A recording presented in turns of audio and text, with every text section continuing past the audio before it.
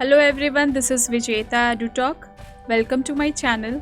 आज हम लोग सेंटेंस पढ़ने वाले हैं। Sentence and the kinds of sentence. Sentence क्या है? सेंटेंस यानी वाक्य। सेंटेंस शब्दों का वह समूह है जो पूर्ण अर्थ देता है, यानी पूरा अर्थ देता है।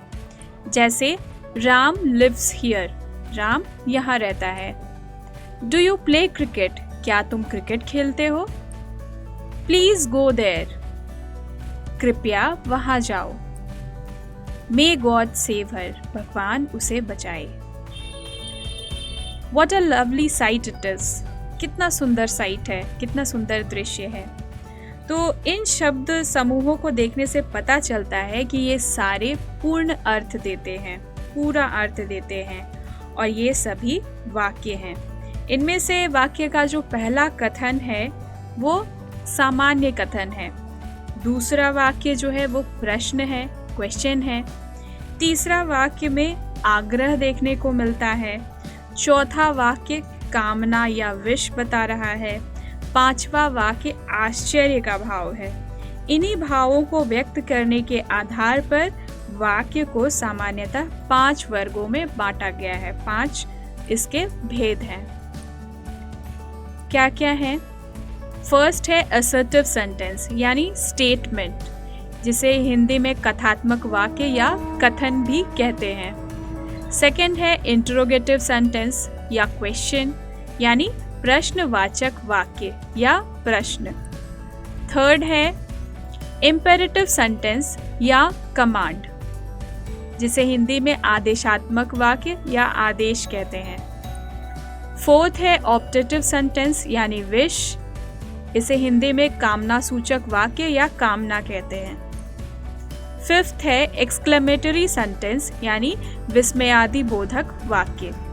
चलिए एक एक करके इन सारे सेंटेंसेस के जो काइंड्स हैं उनके बारे में बात करते हैं। सबसे पहला है असर्टिव सेंटेंस।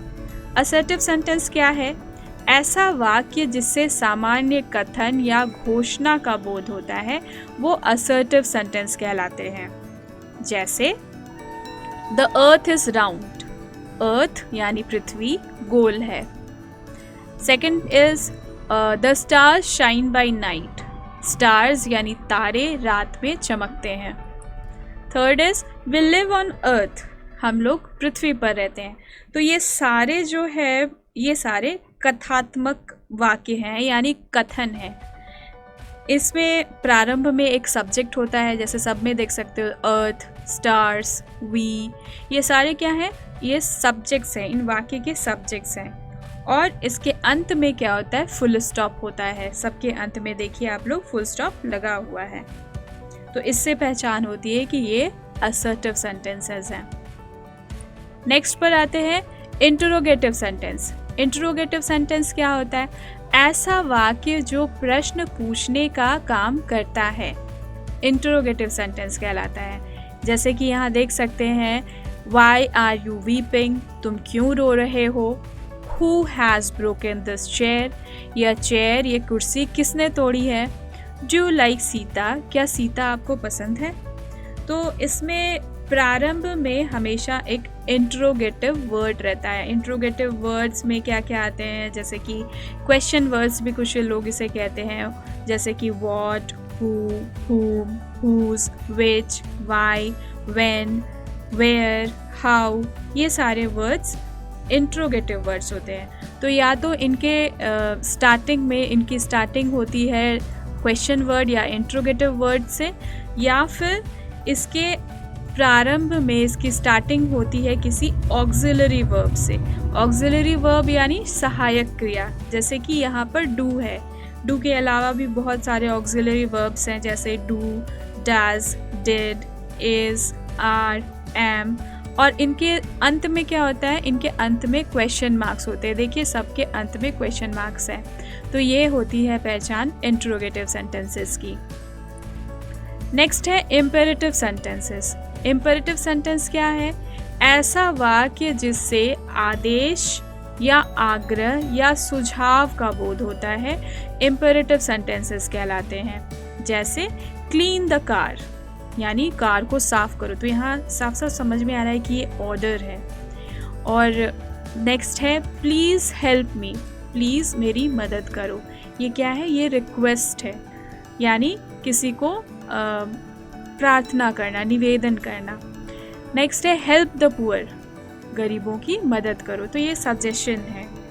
तो इम्पेरेटिव सेंटेंसेस में वाक्य के प्रारंभ में या तो V1 होगा, V1 यानी वर्ब का पहला रूप। जैसे यहाँ पे देखिए क्लीन, ये क्लीन यानी साफ करना, ये वर्ब है। हेल्प, हेल्प यानी मदद करना, ये भी वर्ब है। वर्ब का पहला रूप दोनों सेंटेंसेस में हम लोगों को देखने को मिला। या फिर सेंटेंस स्टार्ट होगा प्लीज़ या काइंडली जैसे शब्दों से, तो हमें समझ में आता है कि ये इम्पेरेटिव सेंटेंस है और सबके अंत में फुल स्टॉप लगा होगा। आगे बढ़ते हैं। Optative sentence. ऑप्टेटिव सेंटेंस यानी ऐसा वाक्य जिसे कामना यानी विश या अभिशाप यानी कर्स का बोध होता है, वो सेंटेंसेस ऑप्टेटिव सेंटेंसेस कहलाते हैं। जैसे मे गॉड हेल्प यू, भगवान तुम्हारी मदद करे, ये कामना है, ये विश है। May you succeed in life, भगवान करे कि तुम जीवन में सफल हो, ये भी क्या है? ये विश है, कामना है। मे माई एनिमी डाई सून, मेरे दुश्मन जल्दी मर जाएं, ये क्या है? ये कर्स है, यानी अभिशाप है। तो इन सेंटेंसेस के प्रारंभ में मे का प्रयोग होता है। देखिए सब में मे का प्रयोग हुआ है।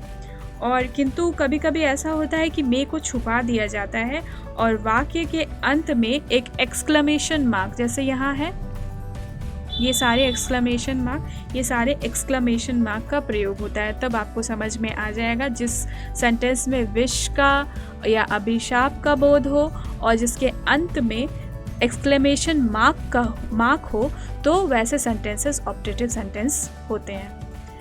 नेक्स्ट पे आते हैं एक्सक्लेमेटरी सेंटेंस। एक्सक्लेमेटरी सेंटेंस यानी ऐसा वाक्य जिससे आश्चर्य का बोध हो, वो एक्सक्लेमेटरी सेंटेंस कहलाते हैं। जैसे I am ruined, what a beautiful girl, how tall a boy। तो ये सारे सेंटेंसेस में क्या होता है? इसके सेंटेंस का प्रारंभ जो होता है वो what, how इत्यादि से होता है और वाक्य के अंत में एक्सक्लेमेशन मार्क होता है।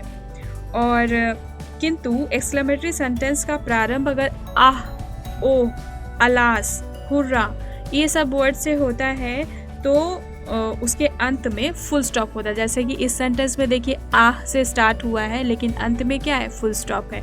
तो आह, ओह, अलास, हुर्रा ये सारे वर्ड्स जहाँ आपको देखने को मिले वो सारे सेंटेंसेस एक्सक्लेमेटरी सेंटेंस में आते हैं।